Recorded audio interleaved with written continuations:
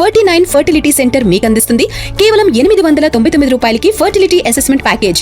Present దేశవ్యాప్తంగా ఒక చర్చ మాత్రం బాగా వైరల్ అవుతూ ఉంది, అందరూ చర్చిస్తున్నారు. మహిళా కమిషన్ కూడా రంగంలోకి దిగింది, ఆడవాళ్ళందరూ కూడా మాట్లాడుతున్నారు. విషయం ఏంటంటే తెలుగు రాష్ట్రాల్లో ఒక ఎమ్మెల్యే ఒక ఆల్రెడీ మ్యారీడ్ ఉమెన్ పైన అఘాయిత్యానికి పాల్పడ్డాడు అనే న్యూస్ బాగా వైరల్ అవుతూ ఉంది. అయితే ఇక్కడ విషయం ఏంటి, ఫస్ట్ బాధితురాలు చెప్పిన వివరాలు తెలుసుకుందాం. నన్ను ఒక ఎమ్మెల్యే మోసం చేశాడు.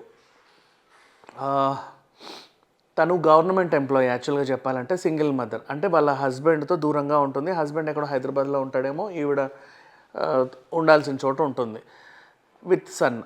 అయితే విషయం ఏంటంటే ఫేస్బుక్ ద్వారా ఎమ్మెల్యేకి పరిచయం అయ్యాను అని తను చెప్పుకొచ్చింది.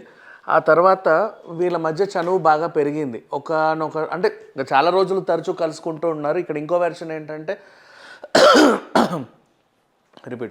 ఇక్కడ ఇంకో వెర్షన్ ఏంటంటే ఆ ఎమ్మెల్యేకి సంబంధించిన తల్లి కూడా ఈ విషయాన్ని ధృవీకరించింది పరోక్షంగా, ప్రత్యక్షంగానే. అవునండి, ఆ అమ్మాయి తరచూ మా ఇంటికి వచ్చి వెళ్తూ ఉండేది అనే విషయం అయితే ఆవిడ చెప్పింది. సో అది పాయింట్అవుట్ చేసుకుంటే ఈవిడ ఎమ్మెల్యేతో సన్నిహితంగా ఉంది కొన్నాళ్ళ పాటు అనే విషయం అయితే మనందరికీ తెలిసిపోయింది.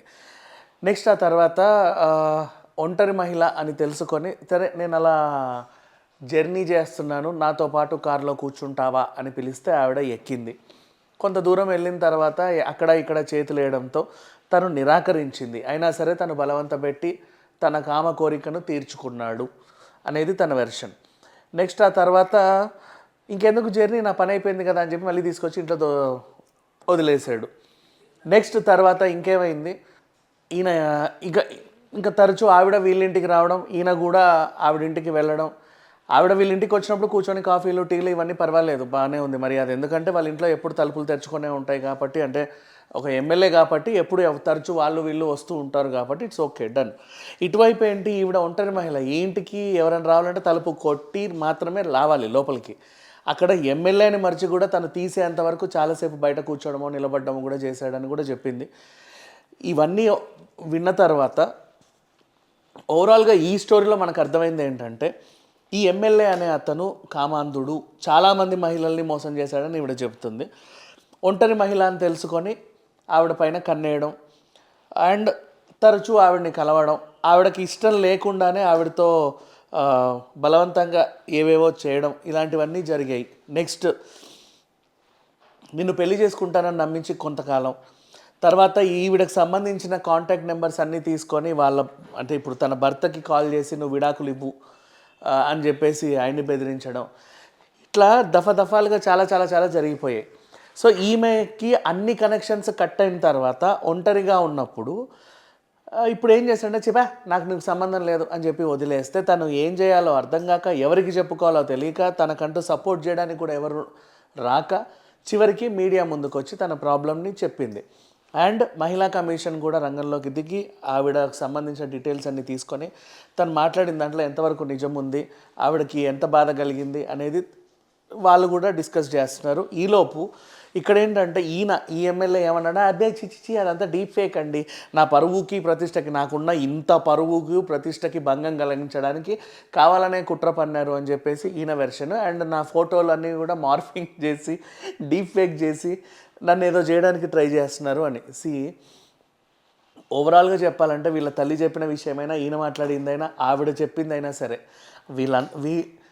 వీళ్ళు ఇద్దరు కలిసి కొన్నాళ్ళు జర్నీ చేశారనేది మాత్రం వాస్తవం. ఈ జర్నీలో ఏమైంది, ఇప్పుడు ఒక సంబంధం లేని మహిళ, ఒంటరి మహిళ నీతో తరచూ కార్లలో తిరుగుతా, నువ్వు ఎక్కడికి పిలిస్తే అక్కడికి వస్తా, నీ ఇంటికి పలుమార్లు వస్తా, నీతో జర్నీలు చేస్తుందంటే నువ్వు ఏదో ఆవిడకి ఆశ చూపించి మభ్యపెట్టి ఆవిడ్ని దోచుకున్నావనే అర్థం ఇక్కడ. నెక్స్ట్ ఇక్కడ నష్టపోయింది ఆవిడ. ఎన్నిసార్లు, 5 సార్లు నేను అబార్షన్ చేయించుకున్నానండి అని చెప్పింది ఒక మహిళ. మీడియా ముందుకు వచ్చి నేను ఇలా నష్టపోయాను, 5 సార్లు అబార్షన్ అయిందని చెప్పడం అంటే ఇట్స్ నాట్ ఏ జోక్. అక్కడ అవతల ఎమ్మెల్యే ఉన్న వాళ్ళ పరువు అంటే ఏం మాట్లాడలేము. ఎందుకంటే బికాజ్ వీళ్ళు ఏమంటారంటే మేము అధికారంలో ఉన్నాం కదా, ఏం చేసినా చెల్లుద్దిలే, ఎవరో ఒకరు వచ్చి కాపాడతారులే, ఎందుకంటే ఇది పోయేది నా పరువు కాదు, నేను ఉన్నందుకు ఆ పార్టీ పరువు అధికారంలో ఉన్న వాళ్ళ పరువు కూడా పోతుంది కాబట్టి ఆ ప్రతిపక్ష నాయకులు ఎలాగో విరుచుకుపడతారు కాబట్టి నన్ను కాపాడాల్సిన బాధ్యత వీళ్ళకు ఉంది కాబట్టి అని ఇండైరెక్ట్ కైండ్ ఆఫ్ ఒక బ్లాక్మెయిల్ కైండ్ ఆఫ్ థింగ్. ఇక్కడ విషయం ఏంటంటే ఎవరైతే ఇతనికి అధికారం ఇచ్చారో దాన్ని చాలా హ్యాపీగా స్వీట్గా నీట్గా తీసి పడేసి మళ్ళీ ఈవెన్ కుదిరితే అక్కడ మళ్ళీ ఎలక్షన్లు పెట్టో లేకపోతే ఇంకేదైనా చేస్తో సదరు మహిళకి న్యాయం చేస్తే వీళ్ళ పరువు ప్రతిష్ట ఇంకా నెక్స్ట్ లెవెల్కి వెళ్తుంది అండ్ వాళ్ళపైన గౌరవం కూడా పెరుగుతుంది. ఇప్పుడు ప్రజెంట్ అయితే ఈ వార్త బాగా వైరల్ అవుతూ ఉంది అండ్ ఎవడి మీద ఆరోపణలు వచ్చినా ఈ మధ్య చాలా పెద్ద ఫ్యాషన్ అయిపోయింది. డీప్ ఫేక్ కావాలని నన్ను అలా చేశారు ఇలా చేశారు, సాంకేతికతని ఉపయోగించి నా పరువుని నా ప్రతిష్టకు భంగం కలిగిస్తున్నారని. బట్ ఒప్పుకోక వీళ్ళే ఒప్పుకున్నారు. వీవిడ తల్లే వచ్చి చెప్పింది, అవునండి మా ఇంటికి వచ్చేది, కావాలనే మా అబ్బాయిని ట్రాప్ చేసిందో ఏం చేసిందో మీ ఇంటికైతే వచ్చింది, ఆవిడైతే నష్టపోయింది. ఇది మాత్రం వాస్తవం. వీళ్ళే ధృవీకరించారు కాబట్టి ఇట్స్ ఓకే డన్. సో ఇక్కడ ఈ ఎమ్మెల్యే ఎవరైతే ఉన్నారో అతన్ని 100% సస్పెండ్ చేయాలి అండ్ ఆవిడకు కూడా న్యాయం జరగాలి. సస్పెండ్ చేయాలనేది డిమాండ్ కాదు, ఇతను ఉండని అధికారంలో ఏడవని నష్టమేం లేదు. కాకపోతే ఆవిడకి న్యాయం జరిగితే వీళ్ళ మీద వాల్యూ ఇంకా పెరుగుద్ది ఇతని పైన చర్య తీసుకుంటే. అది. Thank you so much.